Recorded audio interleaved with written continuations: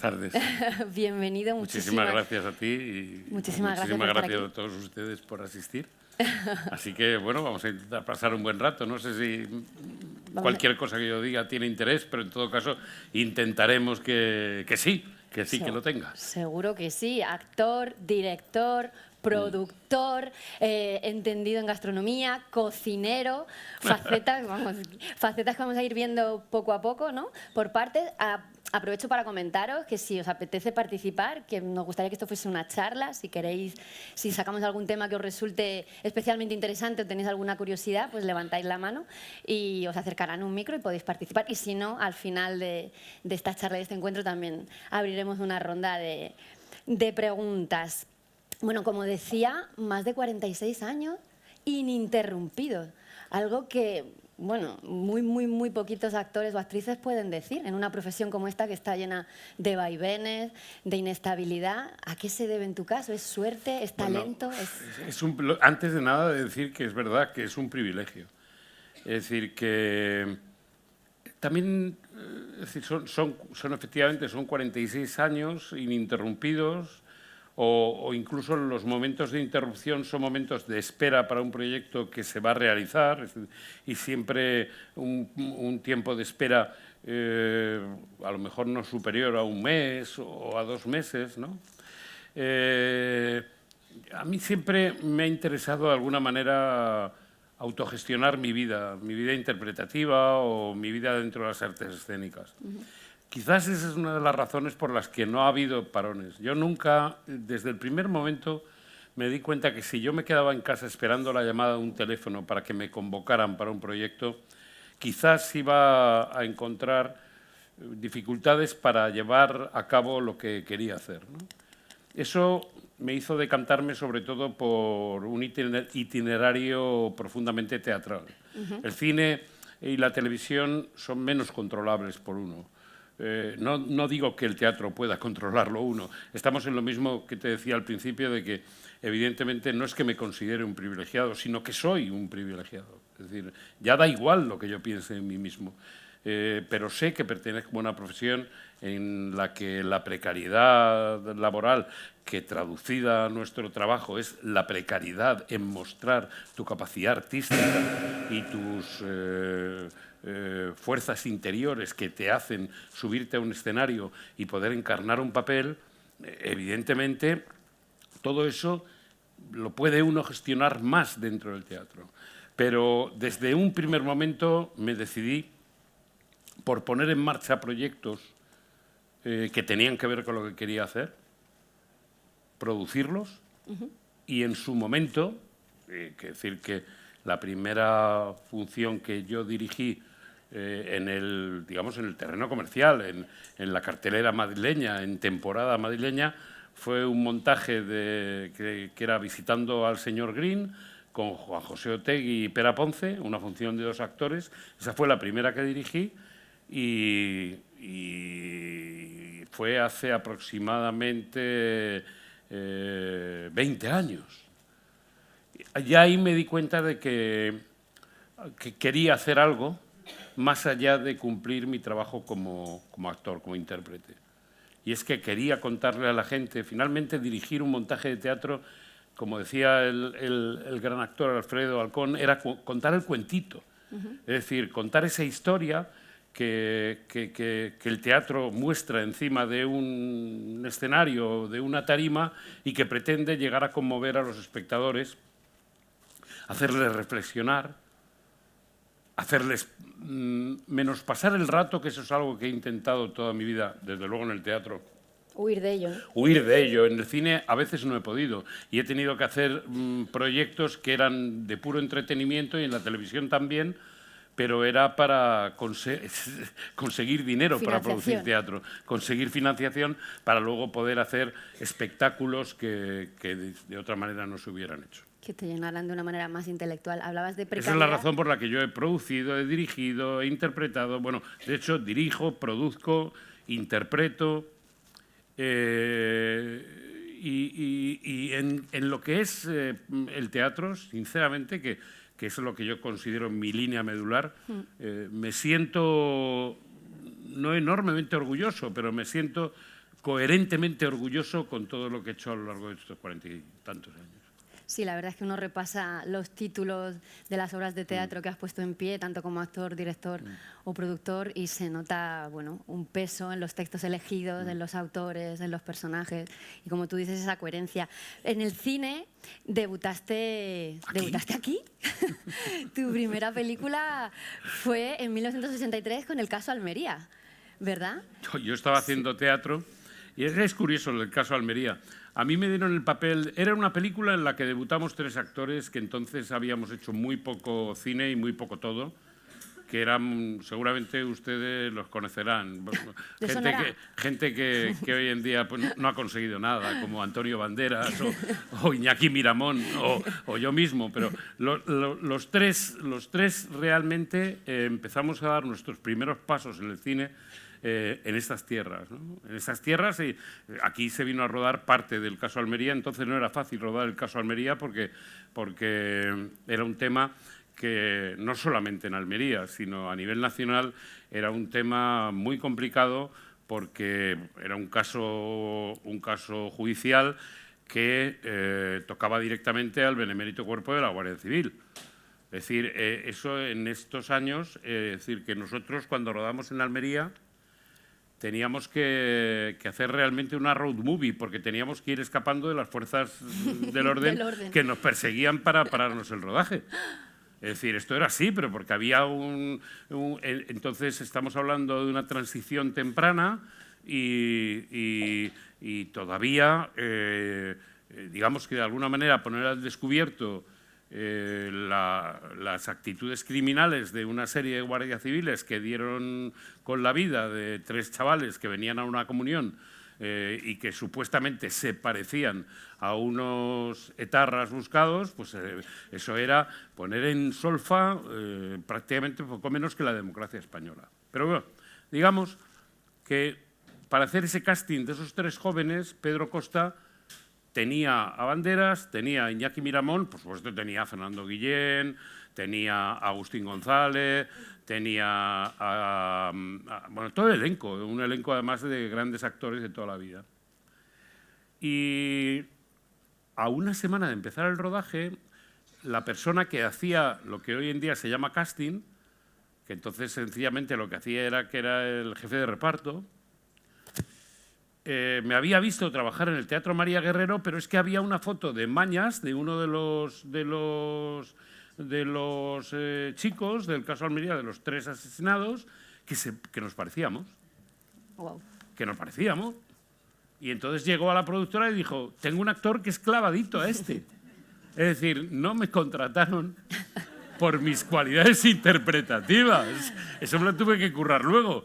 Me contrataron porque me parecía este pobre chico asesinado. O sea que la suerte tiene mucho que ver en Hombre, esta claro, carrera. la suerte, pero si yo soy un comprador convulso de la lotería de Navidad y no hay nada más estúpido que comprar la lotería de Navidad, que es la que menos toca del mundo. Y yo, sin embargo, siempre, porque yo quiero ser uno de esos que salen en Navidad en el telediario con la botella haciendo el garrulo. Esa es la ilusión de mi vida.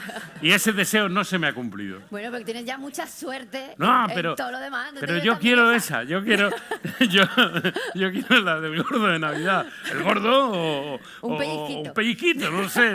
A mí a poco que me salga algo más que un reintegro me voy a ir al bar donde compro los décimos y que se preparen. Y a celebrar. Que ya digo en mi casa que no vuelvo hasta dentro de un mes. No, pero sí que es verdad que sí que he tenido mucha suerte, porque la suerte de parecerme a un chico como el caso Almería. Una semana antes de empezar el rodaje de la película. Y la mayor suerte fue en la serie Turno de Oficio, que Mercero hizo pruebas a 300 y pico actores para hacer el personaje de Cosme. Entonces a mí, mi amigo y compañero Pedro Mari Sánchez, que hizo una de esas pruebas, y que no podía hacer la serie porque estaba contratado en otras cosas y tal, le habló a Mercero de mí. Dijo, conozco a un chico joven que ese tío es buenísimo, que tal, que cual, no sé qué, no sé cuántos. Yo creo que es la única vez que me he presentado a un casting en mi vida, pero sin saberlo. Porque yo sabía que iba para un papel, pero no sabía para qué papel. Y sobre todo era una situación surrealista, porque yo estaba en una sala de la productora, en una habitación, una pequeña habitación, donde había una mesa y teníamos que interpretar una separata. Las separatas nosotros llamamos a partes de una escena o una escena concreta por fuera del guión que refleja solamente secuencia 25, interior noche. Y ponía secuencia 25, interior noche, restaurante chino, Cosme y su novia que discuten porque ella quiere que salga más con ella, pero él tiene que estudiar las oposiciones a notarías, ella está harta de esta situación, el otro le pide comprensión, todo esto mientras hay un camarero chino que trae una sopa de aleta de tiburón bueno, para hacerlo breve, el camarero chino era Horacio Valcárcel, que era guionista de la serie. Mi novia era Mercero. Y yo no sabía exactamente qué personaje tenía que interpretar. Nos lo pasamos muy bien, porque Mercero era y Horacio, los dos. Mercero y Horacio eran personas de una enorme bonomía y de un enorme sentido del humor. Ahora, hoy en día, se hacen pruebas con cámara, con vídeo, porque es fácil. Pero entonces no rodábamos en vídeo, rodábamos en cine. En cine, claro. Es decir, para la televisión se hacía Super 16 milímetros con una cámara y a veces dos. Imagínate lo que es hoy en día rodar una serie de televisión, que a lo mejor estás trabajando con 5, 10, infinidad de cámaras. Pero hoy en día las pruebas que se hacen para un casting se graban y luego se ven. No. Allí lo que hacíamos era, y luego entonces terminamos de hacer todo esto, yo mientras le cogía de la mano a Mercero y le acariciaba, y llegaba Horacio y decía, ¿es tal buena? La sopa de tiburón, es tal buena, dice un tío que ha sido el guionista de las mejores películas de Garci. Es decir, es tal buena. Entonces yo me fui de allí, yo estaba trabajando en el Teatro María Guerrero haciendo un montaje, creo, con Adolfo Marsillac, que se llamaba Anselmo B. o La desmedida pasión por los alféizares, un texto de Francisco Melgares que era una preciosidad de función. Y yo estaba encantado porque estaba en el Teatro María Guerrero. Es que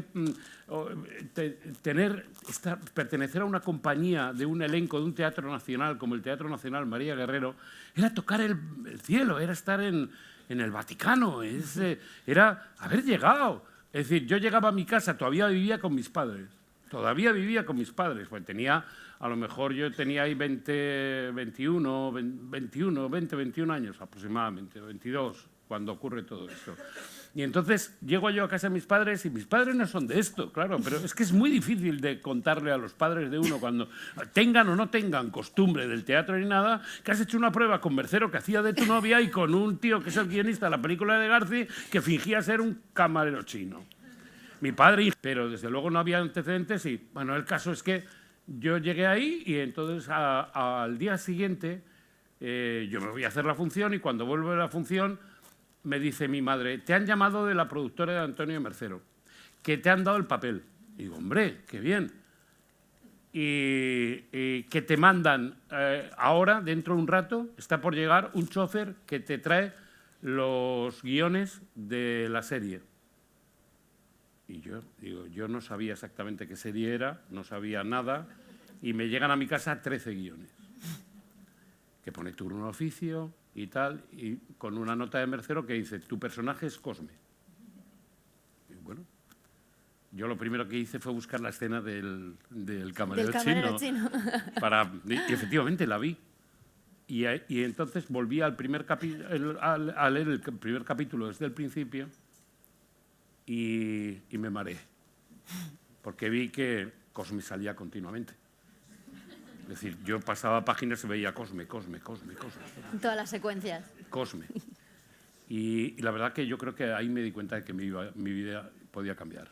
Sí, ¿verdad? Y que Cosme además ha sido Pero un es una personaje... casualidad porque igual yo me podía haber tomado a broma y no, yo qué sé, o la situación del camarero chino y de Mercero mi novia y todo esto. Bueno, sí que hay un factor de suerte, pero desde luego la prueba estoy segura de que la abordaste y Mercero sin duda, eligió bien. Sin duda hay una cosa que yo desde siempre he visto mucho teatro, veo mucho cine, veo mucha televisión y por encima de todo lo que más hago es leer. Y eso es una cosa que lo vengo haciendo desde joven. Y eso es de alguna manera lo que apuntala a la suerte. Es decir, la suerte existe, ¿eh? Porque puedes tener buena suerte o mala suerte. Conozco gente que son, pero vamos, inconmensurables actrices y actores y que no han tenido esa suerte. Y todavía sueñan con que llegue esa suerte. Y yo en muchos casos sueño con que también se produzca eso para ver cristalizado algo que yo descubrí desde el principio. Sí, yo de todas maneras tengo que decir que creo, y esto abro mi corazón, creo que los magníficos actores, como es tu caso, y los grandísimos actores y actrices, al final trabajan y estáis donde tienes que estar. No siempre. Yo creo que sí, fíjate. Gemma, no. Te puedo dar, fíjate, te diría casos, te diría situaciones que no te las creerías, ¿no? Y de gente que ha estado realmente a punto de dejar de esta profesión porque sus oportunidades no se veían cristalizadas y de repente un día también tienen un golpe de suerte. Yo conozco a Carmen Machi desde mucho antes que a Aida, ¿verdad? Claro. Y he visto a Carmen Machi sufrir, porque además hay otra cosa. No sé quién dijo esto, pero tenía toda la razón. Es decir, vivimos en una sociedad en que las actrices envejecen y los actores maduran. Así es. Es injusto. Y en cuanto a las actrices, los casos de infinita soledad sin poder ver claro cómo va a acabar todo esto. Yo he visto gente de verdad que hoy en día son muy conocidos y que afortunadamente, pero hay otros, hombre, hay otros que son palmarios y que no han llegado y que, no sé, esta es una profesión de resiliencia y de aguantar, básicamente. De resistencia. Y tiene mucho mérito. Hoy cuando estábamos comiendo, yo te comentaba que yo ahora mismo, si yo tuviera que empezar en un mundo como este, de redes sociales, de todo esto realmente que vivimos y tal, yo no sé si mi vocación como trabajador en el mundo de las artes escénicas la hubiera podido mantener, no lo sé. Entonces, yo no digo que fuera más fácil, todo lo contrario, ¿eh? Pero había más unidad, quiero decir, era un empeño muchísimo más colectivo que el de hoy en día, que considero que se ha convertido en un empeño bastante más individual. Y debutabas en cine, hablas que ya venías del teatro. ¿Cómo te das cuenta? ¿Cuándo se despierta ese amor por el teatro? ¿Cuándo te das cuenta que quieres dedicarte a esto? Yo en el colegio hacía teatro. Yo iba a un colegio de hermanos religiosos del barrio donde yo nací en Madrid, en el Parque de las Avenidas, que se llamaba el Colegio de los Hermanos Menesianos, una orden que venía de Francia, del fundador de los Hermanos Menesianos, que era Jean-Marie de Lamennais, de Saint-Malo, de Francia, de la costa francesa. Curiosamente, este hombre, Jean-Marie de Lamennais, tenía un hermano que fue uno de los ideólogos de la Revolución Francesa, qué gran contradicción familiar, que era Félix de Lamennais, uno de los más importantes ideólogos de la Revolución. Y el hermano Jean-Marie pues, hizo una congregación, y ahí caí yo. Claro, porque era el colegio del barrio y porque no estaba mal. Quiero decir, pues yo recibí una formación durante toda mi vida hasta el COU en ese colegio y la verdad que no me puedo quejar para nada. Pero en aquel colegio había culto al deporte, fundamentalmente al deporte. Y el que no hacía deporte, era mi caso, no valía para nada. Y un profesor de literatura, Julián Alonso, montó un proyecto que hacía un proyecto todos los años y era que con gente que iba escogiendo, que se presentaba voluntarios del colegio, pues hacían una obra, un montaje de teatro, se ensayaba durante todo el año y se representaba 2 veces. Uno para los compañeros, que aquello era como el circo romano, porque salir al escenario y hacer algo desde un escenario lo que era un motivo para que se rieran de ti durante todo lo que quedaba de año. Y otra para los padres. La representación esta de los gladiadores era los jueves y el viernes la cosa seria con los padres. Y ahí descubrí que me gustaba que aplaudían. Me gustaba que aplaudían. Me llamó la atención, me gustaba. Y a lo mejor, digo yo, no lo sé, pero a lo mejor seguí la estela de ese aplauso. Puede ser. Puede ser. Luego dejó de interesarme absolutamente el aplauso. No digo que no me gusta que me aplaudan. Que no. No, tonto no soy. Hombre, que no te aplaudan al final de una función. Yo ahí, no, pero si hay algo que yo valoro desde un escenario, ese es el sentido del tiempo. El tiempo como algo físico, el tiempo como algo tangible, que podría hasta cortarlo con un cuchillo. Y eso se mide con el silencio. El silencio. Mire, el silencio, cuando tú consigues que una platea esté en silencio y tú decides suspender lo que vas a decir o hacer hasta un momento donde no se puede sostener más el cable, eso es droga dura. Eso es droga dura, más que el aplauso. El aplauso es una manifestación. Aparte de que dentro de nuestro trabajo es muy recomendable no estar pendiente de lo que ocurre en el patio de butacas. Es decir, de alguna manera vivir lo que ocurre del telón hacia adentro y no vivir pendiente de lo que ocurre, pero no solamente durante la representación, y esto ahora les explicaré, pero es muy difícil de mantener. Pero digamos, cuando sales del teatro, yo soy partidario de dejar los personajes en el camerino, de dejar la importancia de lo que has hecho en el camerino, por muy importante que tú sepas que ha sido, buscar el primer bar cercano al teatro y tomarte una cerveza y, a ser posible, con tus compañeros. Esa cerveza es por lo que yo creo que hago teatro. Y muchas gracias, hombre. Me gusta el aplauso este. Pero es verdad, miren, cuando yo empecé a ser actor no existían los teléfonos móviles. No existían. El único problema que podíamos tener era que en invierno hubiera repentinos ataques de tos o algún caramelo que se abría y un celofán que... Yo con el paso del tiempo ya me he hecho una coraza enorme y a mí pueden bombardear que... Yo la última vez que paré una función, porque era insoportable, quiero decir, porque era... Recuerdo además dónde fue, recuerdo cómo fue y recuerdo que en primera fila sonó un teléfono y una señora contestó. Wow. Y empezó una conversación con alguien del otro lado.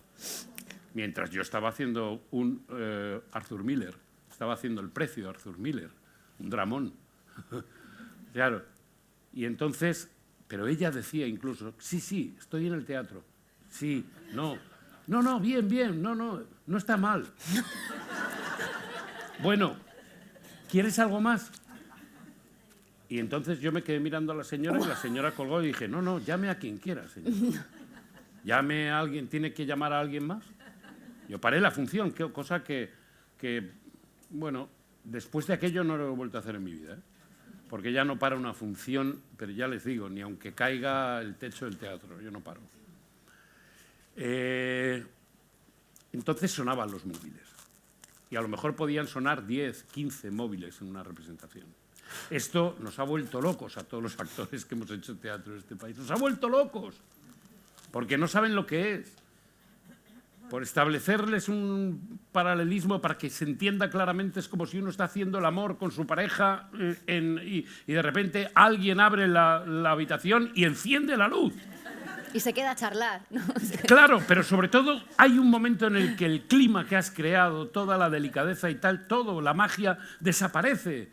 Es como si de repente mañana al prestidigitador que saca la paloma de la chistera o el conejo de la chistera, de repente viéramos dónde está escondido el conejo y entonces luego le dijéramos, no, ahora no es el truco. No, hombre, ahora no.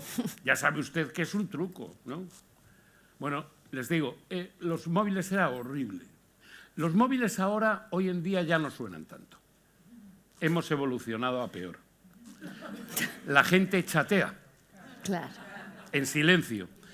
Pero cuando apagas La la luz pantalla. de una sala y lo que juegas es con una iluminación que ha costado llegar a ella, que hay gente que ha estudiado durante toda su vida para llegar a esa iluminación, olvídate de hacer un oscuro total. Porque aquello parece un concierto de los Beatles.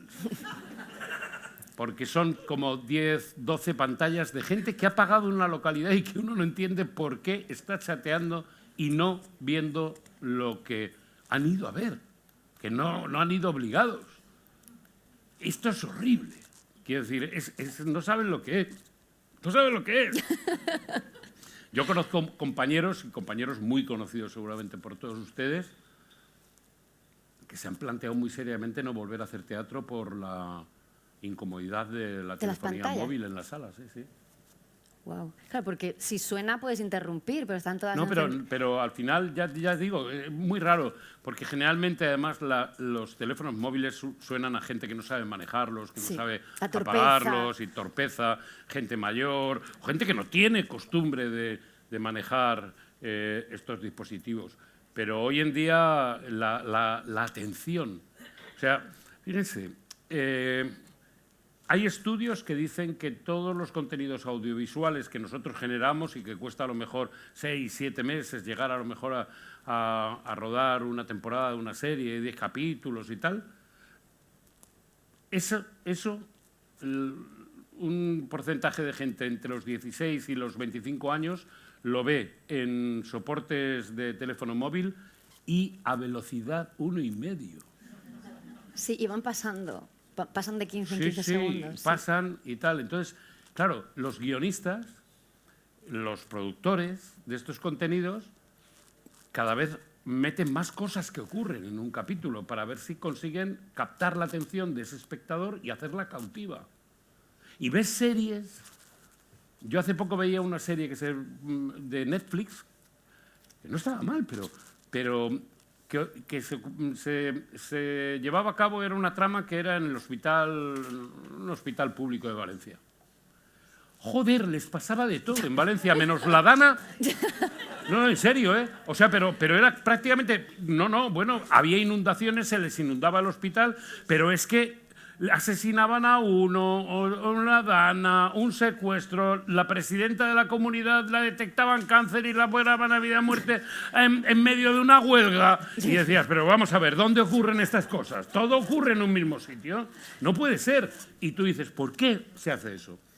Para intentar que la gente baje la velocidad de 1,5 a 1. Entonces yo me pongo a pensar, joder, todo lo que me cuesta a mí llegar a perfilar un papel, a interpretarlo, a grabarlo, a estar orgulloso de ello y tal, se va a ver a 1,5. Es complicado, ¿eh? Hombre. Muy complicado. Absolutamente. Bueno, has demostrado ser un referente para el público, para la profesión, galardonado con los grandes premios de este país, 2 Goya, Fotogramas de Plata, la Concha de Plata.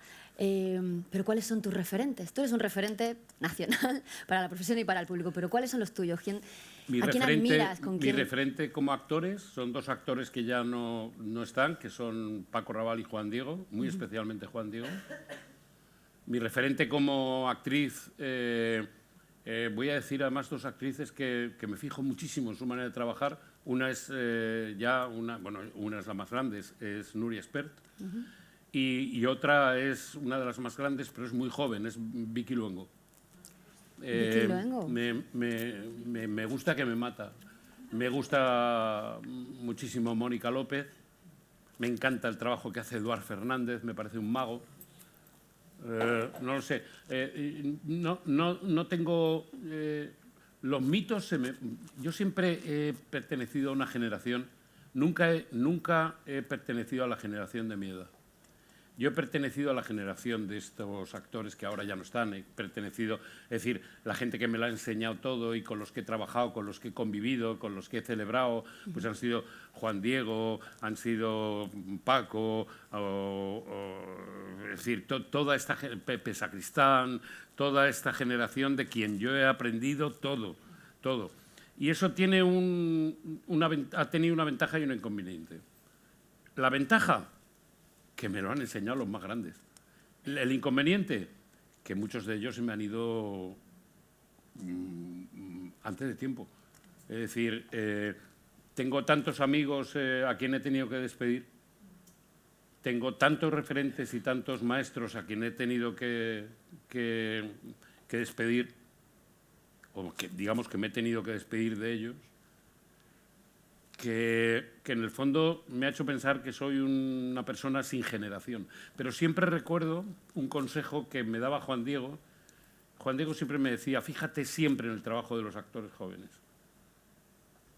El interés no está en ver cómo trabajamos nosotros, el interés está en ver cómo trabajan los jóvenes, intentar descubrir lo mejor que hay en ellos y, sobre todo, si en algún momento tú puedes hacer que su trabajo sea mejor, de la manera que sea, hazlo, pero que no se note, no intervengas. Qué generosidad, ¿no? Juan Diego era cualquiera puede pensar irrepetible, que puede ser divo, ¿no? Que los grandes actores pueden ser divos, que quieren yo quedarse nunca, con los planos. No. La gente que he conocido así más diva y tal es la gente que menos interés tenía en el arte dramático. Claro. Sí, he conocido alguno que otro que ha creído que el éxito es una cosa que se puede llevar uno a casa. Oye, como si tuviera un animal doméstico, una mascota, ¿no? Y aquí te presento a mi éxito. Y dice, no, el éxito es una corriente eléctrica muy fuerte y conviene que tenga toma de tierra. Y conviene, sobre todo, que tú la utilices, la absorbas, pero inmediatamente la sueltes, porque si te la quedas para ti, te fulmina como un rayo. Estás perdido. Sí, creo que sí. Pues os voy a contar, corría el año, no sé, 96, 97, y había una joven estudiante de teatro allí en Madrid que venía de una provincia, no sé, de una provincia de Almería en concreto, no sé, se parecía un poco a mí, la muchacha, vamos, que era yo. Y tú sin ir más lejos. Yo sin ir más lejos. Y allí que estaba yo estudiando teatro y fui a ver una función al estudio de Jorge Eines, una pequeña función en un estudio pequeñito alrededor de Borges. Alrededor de Borges. Y ese es uno de mis proyectos más queridos. Pues no sabes lo que me alegra. Porque además después hiciste un encuentro con el público, que éramos muy poquitos, estudiantes de teatro la mayoría. Y dijiste una frase que yo todavía sigo diciendo a mis alumnos y a mis alumnas. A veces digo, pues yo escuché al gran Juan Echanove decir que el teatro era algo así como sangre, sudor y saliva, dijiste. Pues no me acuerdo, pero si lo dije, lo asumo porque es verdad. ¿Y qué porque es para es ti eso, el teatro, sangre? entonces? Cuéntanos, ¿qué es para ti el teatro? Mira, ¿Cómo entiendes esta profesión? Para mí el teatro, por de pronto, me parece un bien cultural público. Con todo lo que tiene eso. Creo en lo público y creo en la cultura pública, y independientemente de que luego uno haga cosas dentro de la privada, de la empresa privada, que sean más comerciales y tal. Pero, por ejemplo, el caso... Yo estaba, cuando hicimos aquel alrededor de Borges, que en aquel embrión que hicimos Jorge Eines y yo, sí, porque luego lo convertimos en un espectáculo en gira. Al principio solamente se leía tal cual, no sé qué, digamos, era un espectáculo que nos inventamos y que yo hacía cuando yo estaba rodando la segunda parte de Turno de Oficio. Y yo necesitaba de alguna manera hacer teatro, aunque estuviera haciendo televisión todos los días. Y, por aquello de la drogadura, ¿no? Sí. Y entonces decidimos hacer una serie de funciones en Ensayo 100. Ensayo 100, efectivamente. Sí, y eran funciones por amor al arte. Sencillamente por el placer de poder decir desde un escenario a Borges y que los espectadores sintieran esa gran literatura borgiana a través de una tesis dramática muy sencilla. El escenario era una diagonal construida con palés de madera, de los de palés de Mercadona, estos de poner los palés, lo que viene siendo unos palés. Ustedes saben perfectamente los palés porque anda que no va fruta desde aquí en palés para todo el mundo. Palés de madera, una diagonal y una columna de frases literarias de Borges, una columna iluminada por dentro. La cosa más sencilla. Y en una parte de la diagonal, digamos, era una diagonal que venía desde el hombro derecho a la boca izquierda, Y en este hombro derecho, justo donde está este cartel, más o menos, había una silla de cantaor flamenco, una silla de Enea, una silla de cantaor de toda la vida, que era donde estaba yo, y el director del espectáculo, que trabajaba en escena, para mostrarle al espectador la relación entre el intérprete y el director en una mesa de café con 2 sillas. Yo me levantaba, él venía, teníamos un encuentro y acabábamos el espectáculo en la mesa del bar con una de las narraciones más bonitas que yo he leído en mi vida y de las cosas más bonitas que he hecho encima de un escenario, que era Funes el Memorioso, que es una historia de un pobre niño que tiene una rarísima enfermedad que capta todo lo que ve, lo que siente, lo que lee, lo que oye y lo memoriza. Y es capaz de reproducirlo todo. Yo he conocido luego algún que otro personaje que tenían esta enfermedad. Y bueno, es una enfermedad que a mí me pasa cuando estoy en un proceso de memorización muy intenso. Hay un momento que te preguntan, ¿has leído el periódico? Y dices, sí, sí, he visto esta noticia. Entonces coges y ya directamente empiezas por el titular y sigues con la noticia, pero... Y a lo mejor solamente lo has visto una vez, ¿no? Y esto era maravilloso y era por amor al arte. Ese es un teatro en el que yo sigo creyendo. Es decir, yo sigo queriendo mantener el sueño que yo tengo, que a mí me hace seguir siendo intérprete, que es, a mí lo que me sorprende es que ustedes salgan de su casa y acudan. Es decir, a mí lo que me parece más de aplauso no es lo que yo hago en el escenario. A mí me parece que sí que tiene que tener un reconocimiento, y al menos lo tiene por parte mía, es que ustedes salgan de su casa, decidan a tal hora salir, llegar hasta aquí, tal cual, luego volver. Ese compromiso que ustedes tienen con lo que quieren ver es lo que me hace a mí no permitirme ni siquiera la posibilidad de que pueda estar mal lo que haga. Y si sale mal, pero no quiero plantearme que pueda salir mal, porque el espectador es el que tiene el mérito. Es una gran responsabilidad estar encima de un escenario, sin duda. Sí, sí. Y has construido, a lo largo de esta larguísima carrera, personajes icónicos que forman ya parte de la historia, pues como Jaimito, de Bajarse al Moro. Sí. Pero también pues, has interpretado a Quevedo, a Sancho Panza, a uno de los hermanos Karamazov, al pintor Rothko, etcétera, etcétera. ¿Cómo te acercas a los personajes? Cuéntanos, porque aquí estoy viendo yo a más de un estudiante de interpretación y de teatro, que seguro que le interesa saber y conocer cómo construyen los personajes. ¿Utilizas distintos métodos, si es para cine o para teatro? ¿Has probado distintas cosas y al final te has quedado? ¿Cómo te acercas? Hay personajes que requieren una aproximación física y luego, digamos, de alguna manera... O sea, hay veces que tienes que construir de fuera adentro y otras veces de dentro a fuera. Lo pide, el personaje te lo pide. Es por el personaje. Sí, el personaje te lo pide. No tiene tanto que ver con el medio, si es cine o es teatro. El personaje te lo pide. El personaje es el que te dice, caracterízame primero y luego me entenderás. O el personaje a veces te dice, primero aprende como siento y luego, si tienes suerte, me verás un día, una noche, en un sueño. Ah, ¿has soñado con tus personajes entonces? Mucho. ¿Se te han presentado? Mucho. Wow. O sea, no es que haya soñado, es que sueño. Es que yo ahora tengo que... Mi próximo trabajo como actor será una función que haré en el Teatro Español en el último trimestre del año que viene, y son dos escritores que están sentados como tú y yo en un café en Montreal, en la mesa de un café, y sin levantarse, pues hablan de la autenticidad de la obra literaria y de la identidad del autor. Entonces este personaje ya se me está empezando a joder. ¿Sí? ¿Ya se te lamento ser tan gráfico, pero es que es lo que hacen los personajes, joder. Los personajes te levantan por la mañana a las 2 de la mañana. Gerardo Vera, que era el director un grandísimo director, Sí. con el que hice Los hermanos Karamazov y Los sueños de Quevedo. Gerardo y yo teníamos una conexión muy especial porque somos insomnes y nos chateábamos y nos llamábamos a las 3 de la mañana.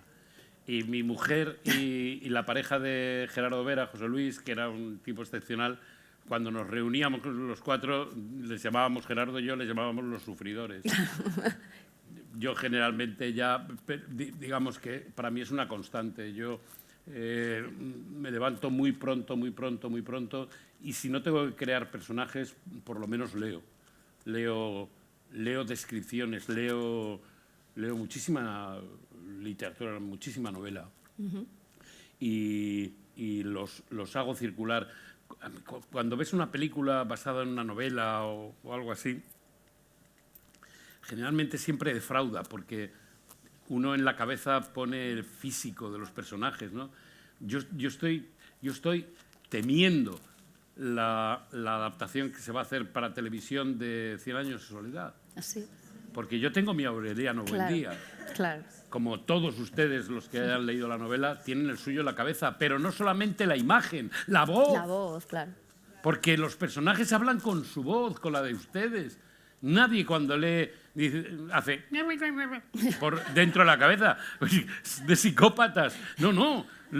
Todos los personajes que uno ha leído tienen tu voz, tienen parte de tu alma, y eso está llamado a defraudar. Pero bueno, si conseguimos pasar esa tremenda frontera de la frustración... ¿Pero crees que el teatro, refleja mejor ese mundo literario? Sí. Porque tú has trabajado en muchísimos Sí. personajes que vienen del mundo literario, no de la literatura dramática, Sí, sino pero la verdad que eso es lo que se llama, eso es lo que es la dramaturgia. Al final la dramaturgia es el arte de convertir un texto escrito en un texto para ser representado. A partir de ahí ya hay toda una serie de normas y toda una serie de reglas y toda una serie de herramientas que hacen que realmente tú acotes una parte de esa realidad para poderla poner encima de un escenario, en lo que se viene a llamar una escena.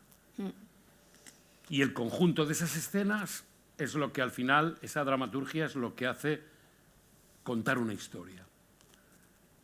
En la novela no hay dramaturgia alguna. Un trabajo audiovisual no es un trabajo de dramaturgia, es un trabajo de adaptación, que es distinto. Al final es coger partes, tal, seleccionar, darle otra forma, pero en la dramaturgia teatral lo que hacen los dramaturgos, o lo que hacemos los dramaturgos cuando hemos tenido que trabajar dramaturgia, es acotar parcialmente un sueño infinito, que generalmente puede venir incluso de una obra de teatro ya escrita. Pero de repente un grupo de gente decidimos que para ponerla en escena requiere una revisión dramatúrgica. Porque lo que queremos contarles ahora es algo incluso que puede ser distinto de lo que pretendió el autor cuando la estrenó. Por eso el teatro es un fenómeno tan vivo. Y por eso el teatro no necesita... es decir, ahora van a hacer una película con Javier Bardem, que es otro de los que antes me he olvidado porque es otro de los grandes, referentes. Pero vamos, yo creo que el más grande. Pero va a hacer El Cabo del Miedo, una película que ya ha tenido grandes películas, que tendrá grandes películas detrás. Pero no es normal, eso ocurre muy pocas veces. En teatro, sin embargo, ¿cuántas veces se ha representado El alcalde de Zalamea? O La vida es sueño. O La muerte de un viajante. ¿Cuántas veces? Muchísimas. Y no importa, no importa, porque siempre hay otra visión, siempre hay... Es una cosa nueva. Y además yo creo... Como espectadores, que somos todos, que yo también soy espectador, a mí no me gusta andar con de una manera timorata con los montajes. Cuanto más rompedores, mejor, y cuanto más actuales, mejor. Y si de alguna manera incluso te hieren, te abrasan, porque el teatro a veces es muy abrasivo, mejor, caray. El teatro es vivo, el teatro tiene que provocar sensaciones vivas. Estoy completamente de acuerdo, mis alumnas por ahí lo saben.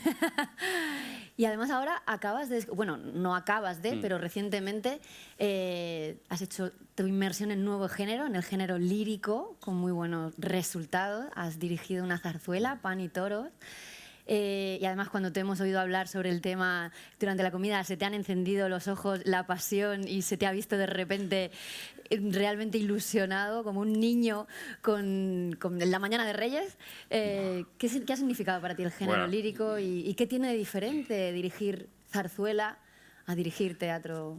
Bueno, cuando ponga en escena el año que viene El bateo y la revoltosa de Chapí y de Chueca en un mismo programa, será mi 10º montaje ya como director. Que no son muchos, pero tampoco son pocos. 10 montajes, será el número 10. Y yo ya, para mí dirigir era una cosa que no me sorprendía. Pero pues hará aproximadamente ahora 3 años, el entonces director del Teatro de la Zarzuela de Madrid, Daniel Bianco, una persona con la que yo empecé en mi carrera teatral. Él era ayudante de director técnico del Teatro María Guerrero y yo era un actor que empezaba. O sea, empezábamos los dos. Y hemos mantenido una muy buena relación a lo largo del tiempo. Y Daniel ha sido director durante 7, 8 años del Teatro de la Zarzuela. Director artístico y director administrativo y todo. Entonces, yo recibí una llamada de Daniel y me dijo: ¿te puedes venir por el despacho? Me gustaría hablar contigo y tal y cual. Yo no, me ha llamado mi amigo Daniel, voy a ir a tomarme un café con mi amigo Daniel. Pero entonces me dijo que creía que había llegado el momento de que yo dirigiera lírica. A mí me gustaba mucho la lírica, me gusta mucho la ópera, me encanta nuestro género de zarzuela, es que me encanta porque también entiendo que como la zarzuela era algo que se consumía muchísimo en época de estos autores, de Barbieri, Chueca, es decir, Chapí, todos los libretos es lo más endeble, las historias, porque se les encargaban los libretos a los escritores, a los libretistas, a Picón, a Fernández Shaw, a los que eran grandes libretistas de la época, pero para dentro de una semana quiero una zarzuela de no sé cuántos actores, con no sé cuántos cantantes y tal, y escribían cosas que no tienen mucho sentido. Pero de alguna manera también es verdad que en cuanto, por ejemplo, al género chico, el género chico es un género, se llama género chico porque las zarzuelas son más cortas, son zarzuelas de formato generalmente de 1 hora, pero no chico, es muy porque parezca como que es pequeño, que va. Lo que pasa es que la zarzuela, y sobre todo el género chico, como digo, tiene un basamento fundamental en el sainete. Garniches, sainete, lo que viene siendo el sainete. Entonces, para afrontar un sainete hay 2 caminos. 2. Uno, entra en el sainete y te encuentras con un cruce de caminos y tienes que optar por uno o por otro. 1, matrimoniadas. Pepa y Abelino. Va de eso, ¿eh? La otra parte, Valle Inclán. El esperpento viene del sainete. El esperpento, es decir, Luces de Bohemia, es una historia de sainete, de un escritor ciego y con muy mala suerte que tiene un amigo que se aprovecha de él continuamente por su bien. Es un sainete. De hecho, quiero decir, la gran admiración de Valle Inclán era Arniches. Entonces, si tú todas esas historias les quitas el costumbrismo barato y dejas que fluyan y que la gente entienda que un barrio pueda pelearse por cuál es la identidad del padre de una criatura que van a bautizar, y uno no hace con eso chufletas, sino que lo que cuenta es una historia de barrio de una determinada época, puede tener interés. Entonces, bueno, digamos, para hacerlo corto también, me llama Daniel Bianco y me dice que todo esto venía porque a mí me gusta mucho la zarzuela, me gusta mucho la ópera, sobre todo no puedo vivir sin música. La música es la sublimación de la palabra. La música, cuando la palabra no aguanta más de preciosidad, se vuelve nota musical. Muta en música. Y me dice que quiere que haga un título, que quiere que haga Pan y Toros, me lo ofrece con 2 años, hacer lírica, no se crean, dice tú, ahí va, qué tiempo, no crean que no. Iba justito. Que va. Al final son teatros muy grandes, las partidas de cada negociado, escenografía, vestuario, iluminación y tal, se han de licitar públicamente, con lo cual hay que presentarlas a concurso con 1 año de antelación, con lo cual ya es 1 año, porque en la licitación tú tienes que presentar el proyecto entero. Tú no puedes decir, no, ya lo pensaré luego. No. Yo el bateo y la revoltosa ya lo he hecho. Ahora lo tengo que poner en escena, pero hecho está. Y entonces pues me lo ofreció Pan y Toros. Cuando estrenamos y cuando vimos que funcionó y que afortunadamente fue un éxito, me dijo Daniel, ahora te lo puedo decir, pero creo que te he endosado el toro más difícil de torear de toda la lírica española. Y yo le dije, algo me olí.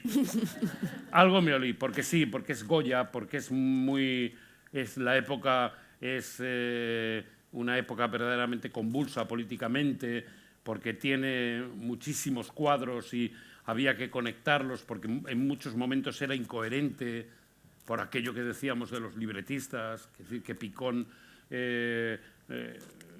yo creo que Pan y Toros se lo quitó de en medio en poco tiempo, es decir, es así. Pero bueno, era un buen material para empezar. Y claro, dices, ¿por qué te gusta tanto la lírica? Porque me deja estar al frente de un equipo que entre artístico, técnico y administrativo pasa a las 500 personas. Wow. Entonces, para mí es una realización personal muy grande, me enseña mucho de humildad, me enseña mucho de responsabilidad y me confirma en un profundo amor por lo que ocurre en la caja, por apagar la luz y jugar a la magia con el espectador. Pero tu amigo a ti, ¿no? Acaban de darte hace poco, ¿no? El premio a la mejor dirección de escena, el premio Ópera 21, ¿verdad? Sí, la verdad o sea, que el trabajo salió yo no me lo esperaba, como casi todo en esta vida. Quiero decir, a mí, yo no me esperaba que me dieran ningún premio. No sabía siquiera de la existencia del premio Ópera 21, que sí que es un premio muy importante.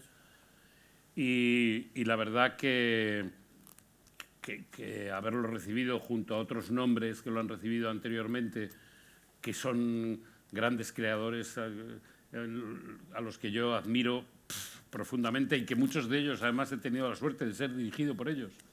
Yo la verdadera suerte que he tenido es que cuando yo he ido a hacer un montaje de teatro, siempre me he dejado dirigir y siempre he escuchado muy bien a los directores, y cuando han terminado de dirigirme a mí, siempre me he bajado a la platea para ver cómo hacían su trabajo.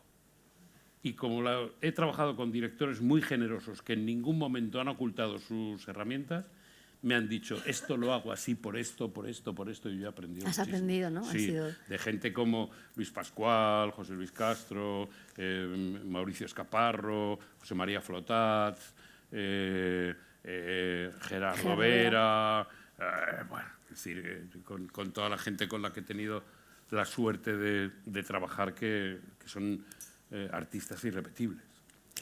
Y si estamos charlando contigo, no podemos dejar de hablar de cocina. No podemos pasar por alto este tema. Muy bien. Tu hijo es chef, tu pareja es una gastrónoma importantísima, tú perteneces a la Real Academia de Gastronomía. Yo conocí a mi mujer por la gastronomía. O sea, con eso ya está casi todo dicho. Sí. Y es que escribiste un libro de cocina para novatos, pero ¿Cómo se despertó esa pasión? Y también me gustaría que nos contases si hay una retroalimentación, si tu profesión de actor se ve alimentada por la cocina y viceversa. ¿Qué coges de cada uno de los dos mundos y si comparten parcelas? Si yo estoy preparando un trabajo, si cocino mal, estoy haciendo mal mi trabajo. Pero esto es impepinable, matemático. Y si cocino bien, estoy haciendo bien mi trabajo. Están conectados al máximo. Emocionalmente. Totalmente, totalmente. Si estoy bien, si estoy tranquilo, si estoy haciendo las cosas con rigor, si estoy descubriendo cosas y me pongo a cocinar, soy ordenado, soy preciso, me la juego, hago algo. Cuando dudo, cuando deambulo, cuando paso por allí, cuando no sé ni dónde estoy, cuando soy un burro en un garaje, me pongo a cocinar algo, todo se quema, todo está mal de punto, todo no merece la pena, todo es frustrante. Wow. Hay una conexión entre la cocina y el preparar los personajes, eso sin duda. Y luego, mi pasión por la gastronomía tiene una explicación muy clara. A mí lo que me apasiona es mi país. Yo conozco España de norte a sur, de este a este, en diagonal, para arriba, para abajo, dado la vuelta. Las giras dan para mucho, claro. Sí, sí. Son muchos años girando y son muchos años viviendo fuera de mi casa. Entonces, yo sé algo de teatro, pero de lo que sé es de hoteles, restaurantes y tal, porque evidentemente claro, la primera vez que uno va a Burgos, ve la Catedral de Burgos. La décima. Lógico, ¿cómo no? Pero que eso, la 10ª vez, pues a lo mejor no aprendes tanto en la Catedral de Burgos como en tal sitio, que es un tío que hace unas cebollas, que tal, que no sé qué, no sé cuántos, que te van a presentar, porque acabas entendiendo al burgalés. Y aquí en Almería, pues lo mismo. Y cuando no es Almería, es Castellón, y cuando no son las Canarias, las Baleares, el País Vasco, Cataluña y tal. Si es toda la vida, toda la vida. He vivido seguramente más tiempo fuera de mi casa que en mi casa. Y evidentemente a mí la gente siempre me decía, caray, ¿cómo te pones a ti y tal? Y dice, no, yo no me pongo de ninguna manera. Yo es que como y ceno fuera de mi casa muchos días. Y duermo fuera de mi casa sobre todo. Que eso tiene tela. Pues sí. Joder. Es duro. Es durísimo. ¿Pero cómo se te despertó? O sea, por ahí empezaste tú a cocinar también. Bueno, a cocinar no, a cocinar es muy gracioso. Cuando tenía 16 años, mi padre tuvo que ir a hacer un trabajo de los que él hacía como ingeniero a Sudamérica, a Argentina. Argentina, a Perú, a Chile, realmente era porque lo que hacían era saltos de agua y cosas. Bueno. Y entonces en esa ocasión se llevó a mi madre. Yo tenía 16 años y yo tenía un hermano, mi hermano mayor, que ya ha fallecido. Mi hermano mayor, en aquel tiempo, yo tendría eso, 16 años, mi hermano tenía 20 años, 4 años más que yo, y se fue a Mojácar a montar un bar. Anda. Con un amigo. Con gran crisis por parte de mi madre, sobre todo, que de mi padre, que tal y cual, pero mi hermano estaba aquí y mi otro hermano estaba haciendo el servicio militar. Y estaba yo solo. Y entonces mis padres se fueron y mi padre me dejó una cantidad de dinero para 2 meses, que era lo que iba a durar el viaje de mis padres. Estaba yo con un perro que teníamos, un caniche, hijo puta del perro. Eso no era un perro, eso era un canalla de color negro, que un día le pegó un lametón a un enchufe y lamentablemente sobrevivió. Se quedó y desde entonces yo creo que le afectó y se volvió todavía más hijo puta. Pero esto era una mierda perro que le sacabas a hacer pisis y un día te miraba y le soltabas la correa y no volvía. Era un desastre de perro. Pero bueno, yo estaba a cargo del perro también. Pero bueno, el perro come una lata y fuera. Pero yo tenía una cantidad de dinero diaria para comer en una cafetería que había en la esquina de la calle de mi casa. Y yo me di cuenta que si cocinaba, Ya, o sea, yo ya sabía de alguna manera manejarme, ya sabía freír un huevo, ya sabía... Es decir, no. Pero que si cocinaba, ostras, me forraba. Ahorrabas muchísimo. Me forraba. Y empecé, la primera semana, empecé con lo más inmediato, que era, me compro un filete y me lo frío y me lo como. Me como, es decir, cosas que generalmente son las más caras del mercado. Y dije, esto no deja margen. No deja margen, esto no está dejando el margen esperado. Y me metí en el maravilloso mundo de las legumbres, los arroces, las pastas, en fin, las verduras. Y conseguí ahorrar una cantidad de dinero espeluznante. Me compré una moto de segunda mano.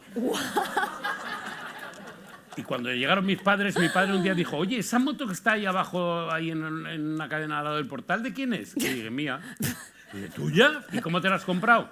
Bueno, yo también daba clases particulares a niños que tenían problemas en el colegio, porque yo tenía siempre mucha facilidad, sacaba muy buenas notas, entonces los curas estos, los hermanos melesianos, me daban una fuente de ingresos también, que era ser profesor particular, que era, esto era en muchos casos peor que lo del perro.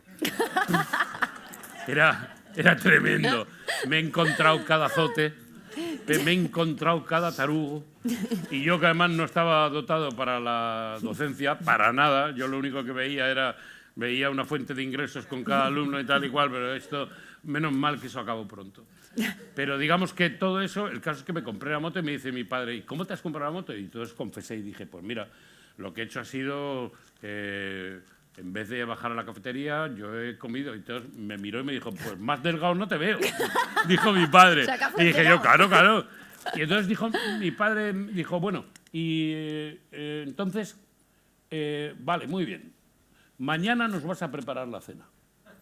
Y entonces yo preparé la cena, que recuerdo que lo que preparé fue pescado rebozado y frito y judías verdes con tomate. Un pedazo, de verdad que... Sí, está rico, Dani? Y entonces mi padre dijo, esto está muy bueno y tal y cual. El verano siguiente, esto fue como en abril, mayo, ocurre todo esto.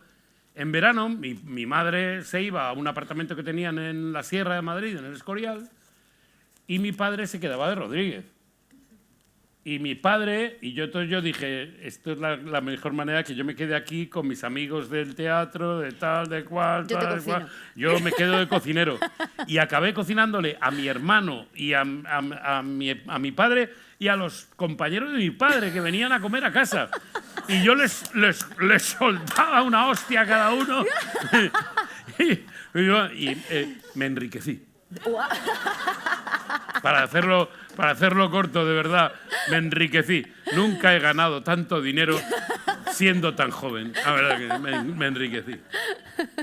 Pero de montar restaurante, no. Nunca. No, ¿verdad? No. Yo para eso, hombre, mi hijo ha estudiado cocina, mi hijo es chef y cocina además como Dios, o sea, cocina de puta madre. Y en su caso, yo espero que algún día él monte algo y que no cuente conmigo. No. Tú vas a ir de comensal. No. Hay una cosa, es decir, yo toda mi... Otra cosa es que me guste muchísimo la gastronomía, porque yo creo que la mejor manera que yo tengo de explicar el país al que pertenezco y el país donde vivo es a través de la gastronomía. Es decir, este es un país enormemente complicado en lo político, en lo religioso, en lo social, tal. Dar una explicación de todo, realmente hay que recurrir a un discurso tan docto que a veces incluso se queda apartado de lo popular. Y a mí me sigue interesando muchísimo todo lo que es el concepto popular. Y la manera que tenemos de comer y la manera que tenemos de celebrar a través de la comida y de la bebida en nuestro país habla mucho de nosotros mismos. Y yo creo que puedo explicar perfectísimamente la historia de España a través de cómo han venido los alimentos y cómo se han ido fusionando unos con otros y demás, ¿no? Pues yo ahí veo y además un libro. generalmente nunca genera disputas, nunca genera fricciones ni enfrentamientos. Todo el mundo cree que el mejor cocido es el de su madre. Esto es así, porque además es una verdad, porque uno tiene educado el paladar a una serie de gustos que le retrotraen a los recuerdos de la infancia. Eso es así. Estoy de acuerdo. Pero nadie que vaya, ningún ningún andaluz que vaya a Cataluña dejará de valorar las virtudes de la cocina mediterránea catalana. Y ningún catalán vendrá a Andalucía a valorar la riqueza. Ningún ser que tenga un mínimo de inteligencia despreciaría el aceite de oliva, ¿verdad? ¿Verdad que no? No. Pues por ahí podemos empezar a tejer una manera de explicar quiénes somos y de dónde venimos. Y eso es lo que me sigue interesando de la gastronomía, más que el hecho de comer y de beber, que también me gusta, pero con el paso de los años le voy perdiendo interés. Ya tengo una mujer gastrónoma y tengo un hijo chef. Es su problema. Es su problema. Pues creo que estamos llegando un poco al final. Antes de abrir un poco si alguien quiere participar, cuéntanos, que algo nos has adelantado, qué se viene, en qué proyectos estás y en qué vas a trabajar próximamente. Ustedes seguramente verán, los que lo vean, quiero decir, se va a estrenar una segunda temporada de una serie que hicimos hace ya un tiempo en Prime, en lo que es Amazon Prime Video, que se llama Memento Mori. Está basado en una novela de César Pérez Gellida, el último ganador del Premio Planeta. La segunda temporada de Memento Mori se estrenará a principios de año. Como les decía, voy a poner en escena El bateo y la revoltosa en un mismo programa en el Teatro La Zarzuela en abril.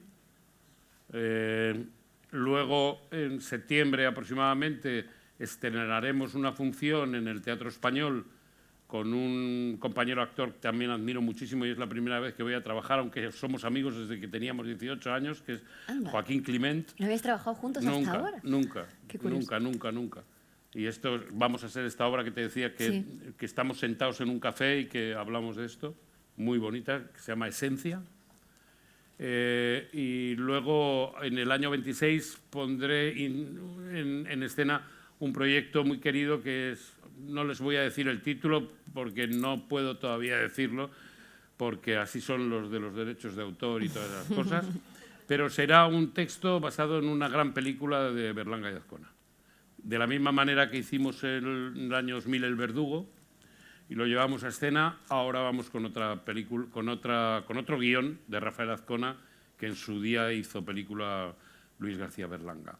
En el 26 se cumplen 100 años del nacimiento de Rafael Azcona, que es sin duda alguna uno de los mejores guionistas y escritores de la literatura contemporánea española del siglo XX.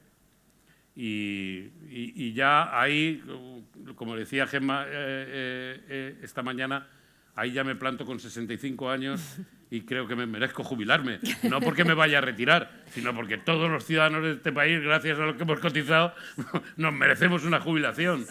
Y yo no voy a renunciar a ella. Por supuesto que no, bien merecida. No, hombre. Bueno, estaremos deseando ir a ver ese proyecto berlanguiano y... Bueno, si a alguien le apetece participar, sí. Mira, se levantan varias manos. Bueno, ¿se oye? Mira, está ahora mismo el micrófono aquí. Van a ir pasando el micrófono según vayáis levantando. Bueno, qué placer escuchar a Juan Echanove esta tarde en Almería. Qué maravilla. Yo, si me permites, te tuteo, porque te siento cerca de tantas veces como he podido ver obras en las que has participado, que has hecho, etcétera. Y concretamente me estaba acordando de una anécdota que me ocurrió en el año 2019, cuando fue el Congreso Internacional de Lorca celebrando los 100 años de Federico en Madrid. Y durante todo el congreso, Emilio Peralvega nos decía, hay una sorpresa al final del congreso, hay una sorpresa. Y nosotros, ¿qué será? ¿Qué es lo que va a ocurrir aquí? Y el colofón del congreso, que fue una auténtica maravilla, fue asistir en el Teatro Español a la representación de La comedia sin título. Y nos decía en la puerta ya del Teatro Español, aquí viene la sorpresa, aquí viene la... Y yo, se me iba a salir el corazón del pecho. Y cuando nos dice, vaya a escuchar la voz de Federico García Lorca, yo absolutamente creí que tu voz era la de Federico. O sea, lloré como no he llorado nunca en una función de Me emociono todavía de recordarlo, ¿no? Wow. Y quería preguntarte qué fue para ti ponerte en la piel de Federico García Lorca. Pues un vínculo... Se me ha puesto la piel de gallina a mí también, ¿eh? Mira, cuando a mí me propusieron hacer la voz de Lorca, me lo propuso hacer Luis Pascual en Comedias sin título, y a partir de ahí, fundamentalmente por un motivo. En el estreno de esa función acudieron al estreno Isabel García Lorca, hermana del poeta, y Rafael Alberti. Y Isabel le pasó lo mismo que a ti, porque la voz de Lorca no existe, no está grabada. De hecho, hay gente que la tiene y es mía. O sea, una universidad americana en Berkeley, creo, en California, dicen que tienen la voz de Lorca dentro del archivo. No, soy yo. Soy yo. Haciendo una función que era una conferencia que dio Lorca en el Casal del Metge, en Barcelona, en el año 30 y algo, que era cómo canta una ciudad de noviembre a noviembre. Para preparar esta función, yo tuve la oportunidad de visitar por las tardes, muchas tardes, a Isabel en su casa, y ella me cantaba el cancionero de Lorca como lo cantaba Federico. Madre mía. Y me lo cantaba allí, tomando el café y las pastas y tal. Y cuando estrenamos la función en Granada, en el centenario Lorca, o también, es decir, con motivo, no recuerdo cuál era la efeméride concreta, pero cuando estrenamos en el Teatro Alhambra de Granada, yo acabábamos de terminar la función, que era como canta una función, era una conferencia que daba Federico, donde con el piano también ilustraba cómo cambia una ciudad de noviembre a noviembre a través de sus canciones, cómo cambian la manera de cantar. Entonces cantaban Los Peregrinitos, Los Cuatro Muleros, El Romance del Duque de Alba, Tres Morillas, todo el cancionero de Lorca. Yo no toco el piano, pero teníamos una pianola, yo lo que tenía que hacer era que tenía que parecer que tocaba el piano. Y cuando estrenamos, salió bastante bien el estreno, y recuerdo la imagen de Isabel García Lorca, que era guapísima, como eran los Lorca. Guapísima. Y tenía esa... Es que si la ves a lo lejos, yo estaba caracterizado de Federico, pero yo la veía a lo lejos, la veía a contraluz y era Federico. Se pone la piel de gallina. Y ella se me abrazó. Yo estaba empapado de sudor, sangre, sudor y... ¿Y saliva? Saliva. Yo estaba, además con todo el maquillaje, pues yo llevaba una caracterización, también yo la obra la hacía a contraluz, entonces se intuía que podía ser Federico García Lorca. Yo me parezco a Federico como un culo a una castaña, ¿no? Pero la magia del teatro de Luis Pascual hacía que yo pudiera ser Federico y que pudiera tocar el piano. Y yo lo que hacía era, hablaba, yo me inventé un acento granadino. ¿Cómo podría, yo pensaba, ¿cómo podría haber hablado Federico si sus amigos eran fundamentalmente Pepín Bello, Luis Rosales? ¿Cómo hablaba? Porque de Rosales sí había, y me fui al archivo de Televisión Española y me cogí todas las entrevistas de Luis Rosales y de los granadinos y de la residencia de estudiantes, y empecé a hablar, a escuchar granadino culto. Y me inventé un acento. Y que Isabel decía que era como hablaba su hermano. Isabel se me abrazó llorando. Estuvimos, Luis Pascual dice que 10 minutos. Yo no sé, porque estábamos llorando los dos. Es que me acuerdo, llorando los dos, abrazados. Ella me abrazaba a mí y a la vez a Federico. Yo la abrazaba a ella, y a la vez a Granada y a Federico y a... Era un abrazo que era más que un abrazo. Y volví a hacerlo en la Fundación March años después, un trozo, un fragmento, y ya no lo he vuelto a hacer, claro. pero sin duda alguna yo tengo una conexión con Federico, tengo una conexión a través de todas estas cosas. Es sin duda alguna el autor que más conozco, es el autor a quien más he recitado. Creo que lo entiendo muchísimo porque he convivido con él íntimamente durante mucho tiempo de mi vida y de hecho todavía sigo conviviendo, y a mí me gusta mucho recitar y voy por esos mundos recitando, y si no está Lorca ya lo pongo yo. Bueno, ahora estás con un recital, ¿no? Sí, De la generación del 27. Estoy recitando autores del 27 y recito un... que yo me la llevé al río creyendo... Que era mozuela. Sí. Es uno de esos hits de Lorca. Yo soy mucho más partidario de los sonetos del amor oscuro, que me parecen las piezas más maravillosas. Ustedes lo recordarán, tengo miedo a perder la maravilla de tus ojos de estatua y el acento que de noche me pone en la mejilla la solitaria rosa de tu aliento.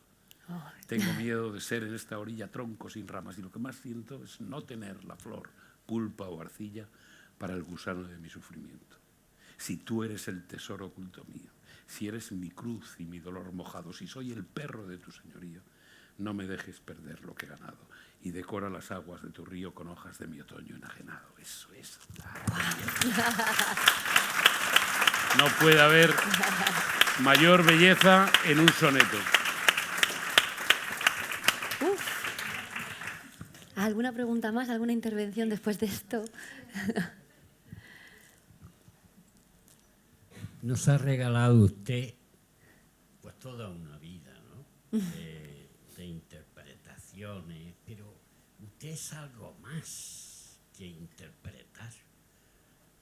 Usted nos ha traído la literatura. Hemos conocido pasajes de nuestra historia, los más dramáticos, que no lo hubiéramos conocido de otra manera. Su interpretación es comunicación. Tiene unas dotes de comunicación increíbles. Mantiene la atención. Eso no lo sabe hacer todo el mundo. Ahora me lo explico, 46 años. Es que eso dice mucho de usted. Juan, de todo lo que ha interpretado, ¿qué es lo que más, qué personaje o qué situación le ha fascinado más? Bueno, lo de los 46 años, como se dice ahora, tengo más tablas que un plano de Ikea.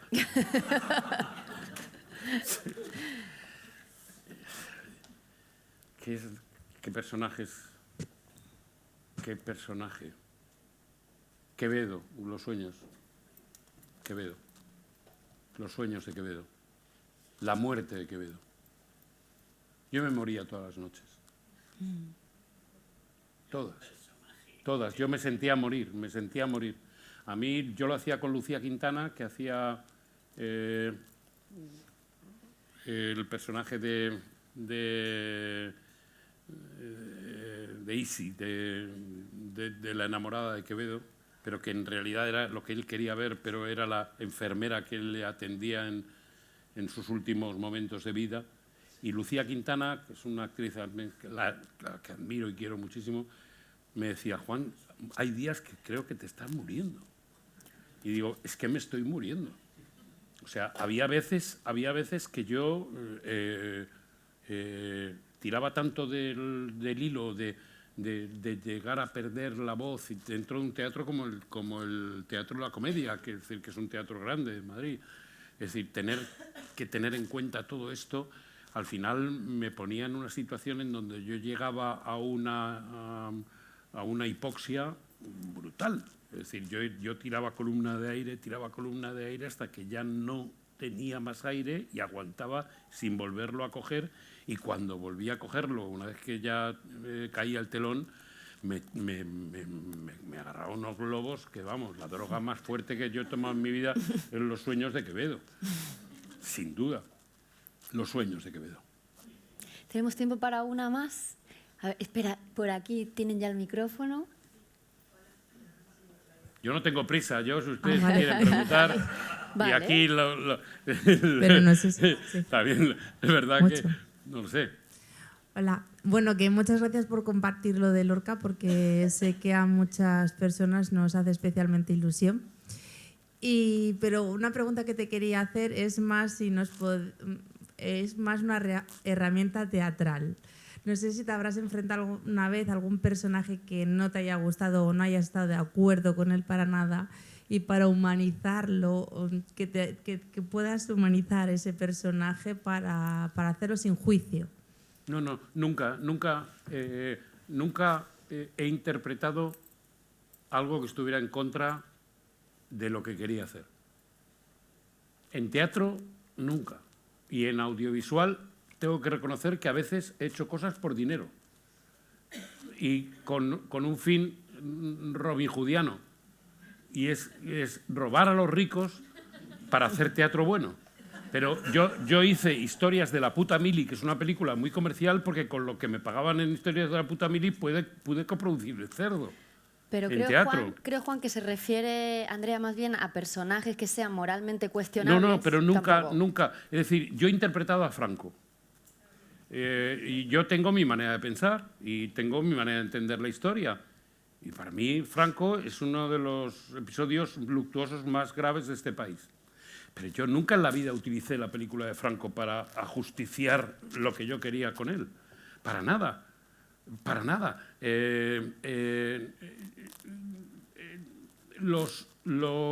Cuando tú interpretas a un personaje, lo último que debes hacer, porque es cargarte toda la convención, cargarte el sueño, cargarte la magia, es juzgarlo. ¿Cómo conseguiste esa conexión con Franco, por ejemplo? Pues una noche en una playa de Bilbao. Yo estaba rodando una serie muy loca con unos independientes que se llamaban los hermanos Ibarreche, que se llamaba Memoria de Carbo Bantas, que no la entendíamos nadie, Ni los ni que la ellos. estabais haciendo ni ellos. Pero ¿cómo? Ellos los que menos lo entendían. Y yo estaba a la vez, el proyecto también de Madre Gilda, la película de Francisco Regueiro, es un proyecto que tardó en ponerse en pie porque dos productores pasaron por él y los dos productores renunciaron a hacerlo porque se arruinaron, y a la tercera fue la vencida. Y yo siempre supe que iba a hacerse.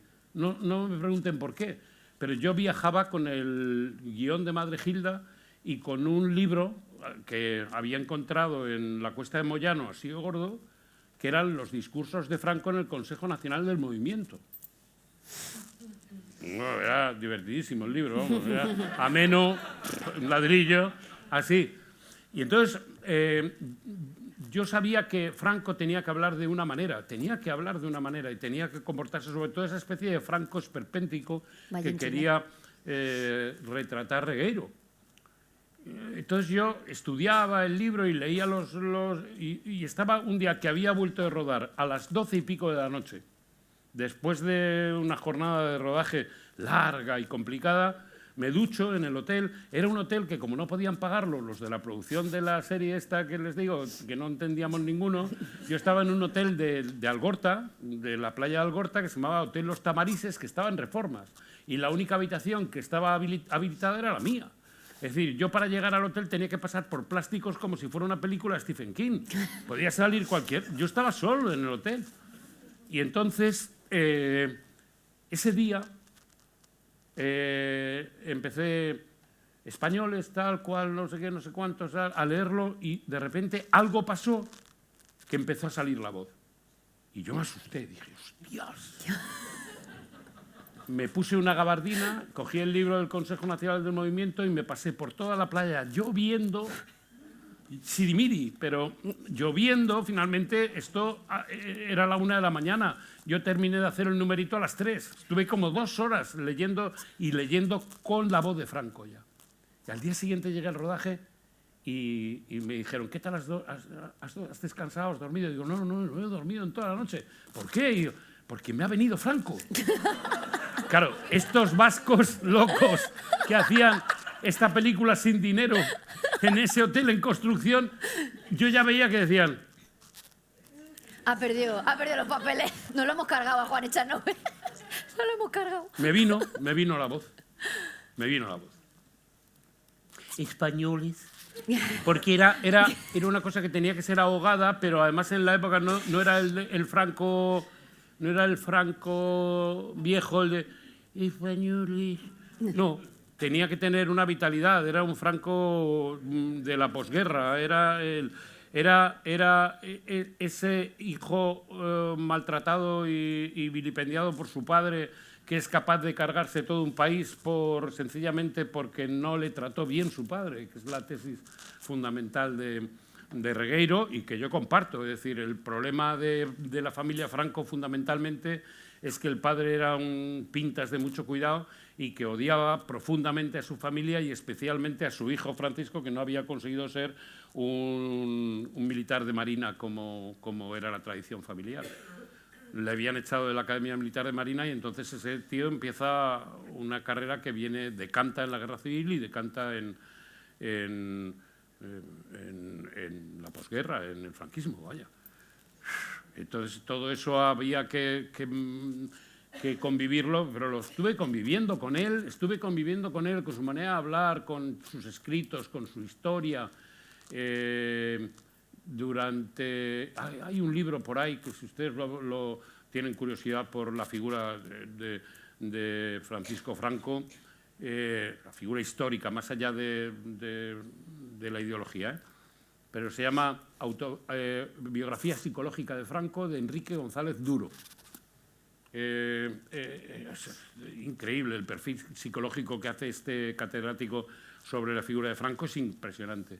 Y en todo, la figura paterna de este padre que humillaba a su hijo constantemente, yo creo que hay mucho de donde se puede explicar gran parte de la historia a través de esa relación. No hay peor cosa que un padre maltratador. Pero para un dictador o para un papa o para un ciudadano común, no hay cosa tan horrible como la violencia vicaria. Desde luego. Gracias. Sí, claro que creas monstruos, ¿no? Está claro. Una última, creo que aquí en primera fila, antes de irnos.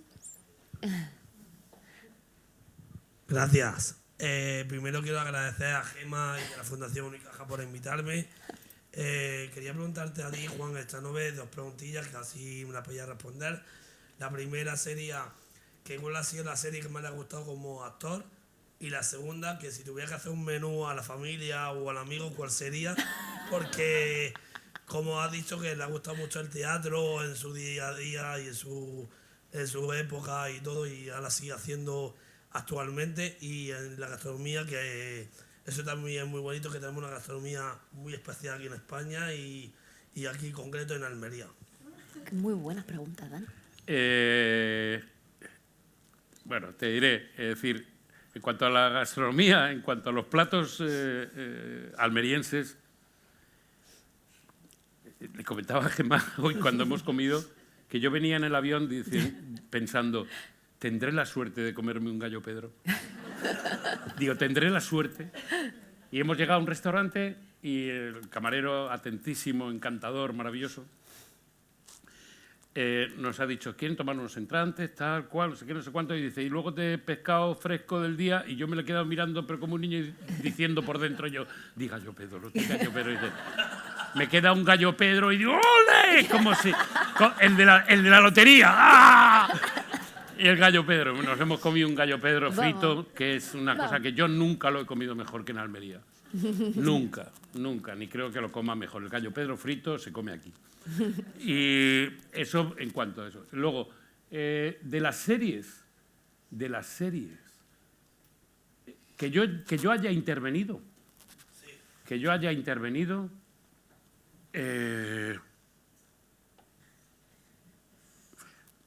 de las últimas que he hecho, sin duda alguna, Desaparecidos. Sí. Y no tan... tampoco... Hay, yo... también Cuéntame. Quiero decir, Cuéntame... No, cuidado. Cuéntame son muchos años en un proyecto Lo que pasa es que Cuéntame tiene un capítulo aparte. Yo no lo considero ni una serie de televisión, ni una obra de teatro, ni nada. Lo considero 13 o 14 años de mi vida interpretando a un mismo personaje, ¿no? Eso es Lo mejor de Cuéntame fue conocer a Ricardo Gómez, que empezó siendo un niño de 6 años que correteaba por el pasillo de los camerinos y hoy en día es uno de mis mejores amigos. Y eso se lo tengo que agradecer a Cuéntame, sin duda alguna. Si no, no hubiera conocido a lo mejor a Ricardo Gómez o no en esa dimensión.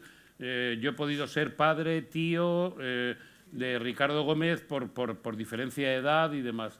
Ricardo podía haber sido medio hijo mío, yo quererle como un hijo. No, yo tengo un hijo. ¿Lo quieres como amigo? Afortunadamente tengo un amigo de 30 años, es decir, un tío muy joven y que tiene un talento increíble y eso me lo ha dado Cuéntame. Compartisteis escenario, ¿no? En rojo. Sí. Además, le tuve ocasión de dirigirle. Fue una de esas veces que he dirigido e interpretado a la vez y, como te decía hoy, no lo voy a volver a hacer nunca. Nunca más. Nunca más volveré a dirigir e interpretar a la vez. No tengo salud ni edad yo para hacer esas cosas. Se hacen cuando se es muy joven. Eso no. No, una cosa y otra, pero a la vez no. Nunca más. ¿Y qué plato le cocino yo? Mira, yo ayer estuve comiendo en mi casa con un compañero actor y con su mujer, a los que quiero muchísimo, y les hice un rape con garbanzos que me quedó de puta madre. Con lo cual estoy seguro que la zarzuela va bien. El siguiente proyecto, que es la zarzuela, el bateo y la revoltosa, van por buen camino.